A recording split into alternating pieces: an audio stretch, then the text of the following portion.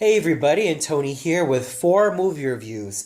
Viaje, La Tierra y Sombra, Alias Maria, and Plástico, which were shown at the Kino Babylon as part of the Latino Film Festival. So let's start off with Viaje, which was directed by Paz Fabrega, who is also the writer for this film and also was the editor. And this was done in terms of cinematography by Esteban Chinchilla, and the co-editor was Sebastián Sepúlveda. Now, I wasn't really so sure of how I was going to approach this film because, well, I never heard anything about the filmmakers involved, nor the main actors, Kate González and Fernando Bolaños, who played Luciana and Pedro respectively. Until I saw the film in its entirety, I was actually quite convinced, and it was a pretty good first impression. So let's start off with what I thought about the story. Now, there's no doubt that I have seen and read a lot of love stories and romance stories, and even a lot of romance films as well, and even a lot of romance-related TV shows. So the story found in this film is kind of typical. It is your typical boy meets girl.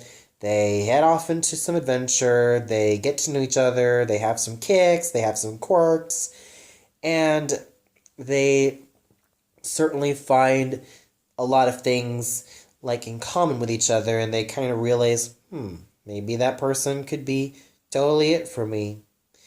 And of course, there are also the obligatory love-making scenes found in any romance film. But what really saves the film from being your typical love story or even from being generic definitely has to be the chemistry between Luciana and Pedro, who are the mains of this film. Now, they each have personalities that really bounce off of each other, and it doesn't contain the saccharine or syrupy melodrama that can be found in a lot of certain other romance films as well, which is a huge danger if you're going to end up having to succumb to being syrupy or being so saccharine or for being too obnoxious with the whole lovey-dovey stuff.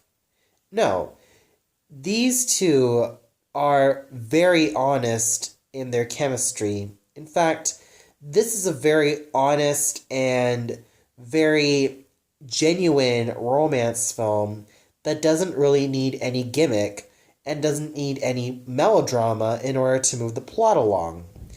It is just a very sweet story between two people destined to meet each other, and there they are, going through crazy adventures and, well, going through shenanigans as well. Now, what's interesting about the cinematography is that this film was shot entirely in black and white. Probably it was just to evoke some type of nostalgia or some type of nostalgic charm, or even some type of charm that makes you look back into the olden times. I don't know. But what I can also say about it is how it's shot. I really, really gush over it, just how it was shot. There are a lot of great close-ups that focus on a lot of the flora and fauna every time they're in the forest. And I just feel totally won over when it comes to the cinematography. The cinematography is so well done, and their choice of color scheme in terms of it being black and white was rather interesting. And then we also get to the music, which I felt was lush and gorgeous and really does suit the film's mood very well. The characters, mainly through Luciana and Pedro, I thought were just really well done, really working well with each other with such fine personalities. Luciana is a tough, smart, and charming girl, whereas with Pedro, he's a rugged, handsome, and equally charming guy. So they really do work well off of each other, and you could really see that their personalities really do bounce off of each other really well, and there are a lot of great and fun moments that you could just smile every time they're on screen. And of course, how they met is just pretty typical of certain romance films or romance media in a party. And it's just a boy meet girl thing in the first place, but once they start developing feelings for each other, it starts to become something more. So their chemistry with each other is plausible, kind of believable as well.